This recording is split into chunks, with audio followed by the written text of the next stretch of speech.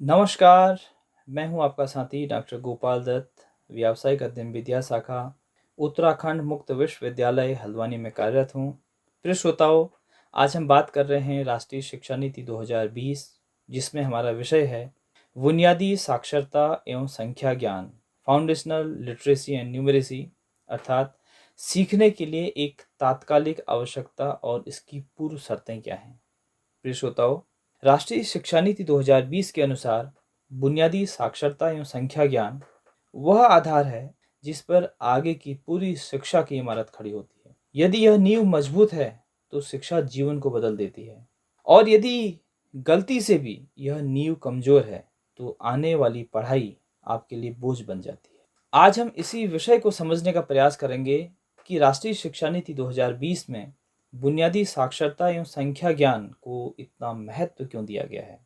प्रिय श्रोताओं, बुनियादी शिक्षा का तात्पर्य केवल पढ़ना लिखना नहीं है, बल्कि शब्दों की भावना, अर्थ और संदर्भ की सही समझ पैदा होना, यह बुनियादी साक्षरता का सही तात्पर्य है।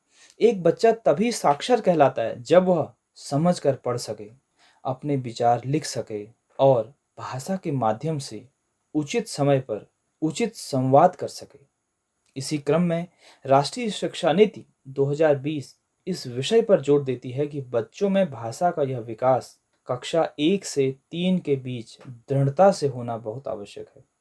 आइए अब इसी क्रम में संख्या ज्ञान किसे कहते हैं यह समझने की कोशिश करते हैं। प्रिय श्रोताओं, संख्या ज्ञान का अर्थ केवल जोड़ घटाना नहीं है, बल्कि संख्याओं की मात्रा की समझ, संख्याओं में तुलना कर पाना, वस्तुओं को समूह में रखना, किन्हीं पैटर्न की पहचान करना और रोजमर्रा की समस्याएं हल करना, ये सभी संख्या ज्ञान का हिस्सा कहलाते हैं। यानी कि जीवन में गणित का सहज उपयोग ही वास्तविक गणितीय क्षमता है। राष्ट्रीय शिक्षा नीति 2020 में इस बात का लक्ष्य रखा गया है कि वर्ष 2025 तक सभी बच्चों को बुनियादी साक्षरता और संख्या ज्ञान में दक्ष बनाना होगा। हम आज 2025 के समापन की जगह पर खड़े हैं लगभग। यह लक्ष्य इसलिए भी जरूरी है क्योंकि यदि बच्चा तीसरी कक्षा तक पढ़ना लिखना और बुनियादी गणित नहीं सीखता तो वह आगे की शिक्षा को नहीं समझ पाता है। राष्ट्रीय शिक्षा नीति 2020 बुनियादी साक्षरता और संख्या ज्ञान को सबसे महत्वपूर्ण शैक्षिक लक्ष्य के रूप में संदर्भित करती है। इस लक्ष्य को हासिल करने के लिए स्कूली शिक्षा प्रणाली में परिवर्तन की पेशकश करती है, जिसमें मुख्य रूप से शिक्षक विद्यार्थी अनुपात और शिक्षण की गुणवत्ता जैसे बदलाव शामिल हैं। ये बहुत महत्वपूर्ण विषय है। बुनियादी साक्षरता एवं संख्या ज्ञान में दक्षता प्राप्त करने के लिए जो आदर्श शिक्षक विद्यार्थी अनुपात है वो 25:1 होना चाहिए, अर्थात 25 विद्यार्थियों के लिए एक शिक्षक होना चाहिए। यह आदर्श अनुपात बतलाया गया है। इसको अधिकतम 30 विद्यार्थियों के साथ एक शिक्षक तक किया जा सकता है। इस लक्ष्य को हासिल करने के लिए शिक्षकों को विशेष प्रशिक्षण दिया जाना आवश्यक है, ताकि वे भाषा आधारित गतिविधियां, गणितीय खेल और सक्रिय शिक्षण तकनीकों को बेहतर ढंग से प्रयोग कर सकें, जिससे शिक्षण की गुणवत्ता बेहतर हो और शिक्षक को पर्याप्त समय, संसाधन और सहयोग दिया जाना चाहिए।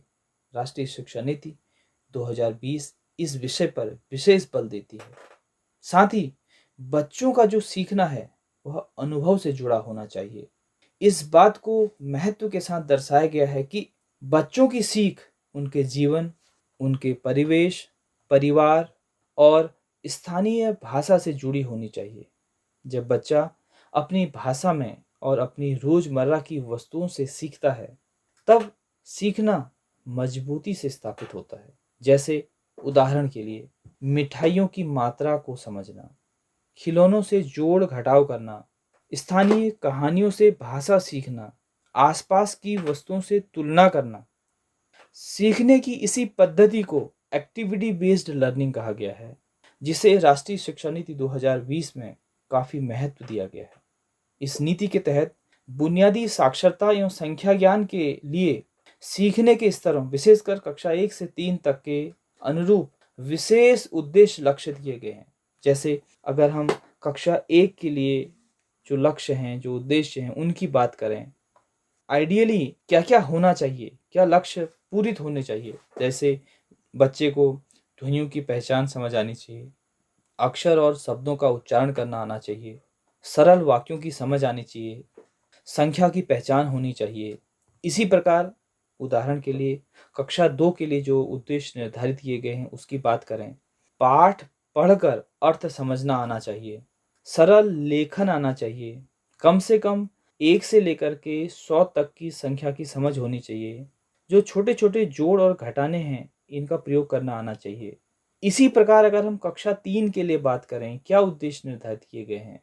पढ़ना आपका धारा प्रवाह होना चाहिए, छोटे-छोटे जो पैराग्राफ हैं वो लिखना बच्चे को आना चाहिए, गुणा भाग की जो प्रारंभिक समझ है वो होनी चाहिए, वास्तविक जीवन स्थितियों में संख्या का उपयोग समझना चाहिए।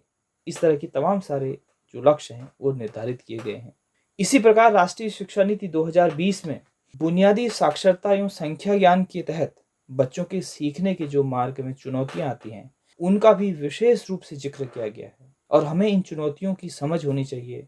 माता पिता के तौर पर, शिक्षक के तौर पर, एक जिम्मेदार नागरिक के तौर पर, बड़े भाई या बहन के तौर पर, एक गार्जियन के तौर पर हमें ये समझ होनी चाहिए कि क्या क्या चुनौतियां हमारे बच्चों के सीखने के मार्ग में आ सकती हैं, विशेषकर तब जब हम बुनियादी साक्षरता एवं संख्या ज्ञान की बात करते हैं। जैसे घर में सहायता न मिलना, भाषा का अंतर होना, कमजोर शैक्षिक आधार होना, बच्चे का खराब पोषण होना और अनियमित उपस्थिति। ये ऐसे बहुत सारे कारण हैं जिससे बच्चे के बुनियादी साक्षरता एवं संख्या ज्ञान में पीछे रह जाने की संभावना जताई गई है। इसलिए राष्ट्रीय शिक्षा नीति 2020 समग्रता, समानता पर जोर देती है ताकि हर बच्चा शिक्षा तक अपनी पहुंच बना सके। प्रिय श्रोताओं, धीरे धीरे पढ़ना सीखना, सोच कर लिखना और संख्याओं को समझना ये केवल जीवन कौशल नहीं है बल्कि जीवन के लिए आवश्यक कौशल है। राष्ट्रीय शिक्षा नीति 2020 हमें पुनः स्मरण कराती है कि यदि हम बचपन में ही अपने बच्चे की भाषा और गणित की नींव सही ढंग से रख दें तो आगे का जीवन वह बहुत आत्मविश्वास और समझ के साथ जीता है। यही वजह है कि राष्ट्रीय शिक्षा नीति 2020 में बुनियादी साक्षरता एवं संख्या ज्ञान अर्थात फाउंडेशनल लिटरेसी और न्यूमरेसी को एक लक्ष्य के रूप में पेश किया गया है।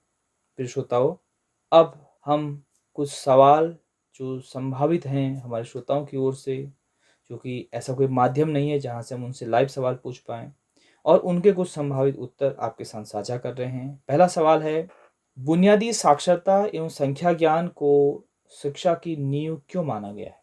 इसका जवाब है क्योंकि बच्चा पढ़ना लिखना समझना और सरल गणित इसी उम्र में सीखता है और यही कौशल जीवन में आगे पूरी शिक्षा व्यवस्था का आधार बनते हैं।